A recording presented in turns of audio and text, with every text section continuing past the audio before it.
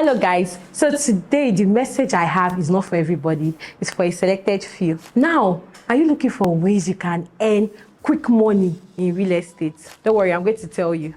This is a strategy called flipping. There are two ways you flip in real estate: through renovation or off plan. Now, when we are looking at renovation, you buy a property that has depreciated, then you renovate the property and sell at a higher price. Or you buy an off-plan property. An off-plan property is a property that is under construction. Most times they are at the foundation stage or at the construction phase. So you get to buy the property below the price value, and then when the property is completed, you resell it at a higher value.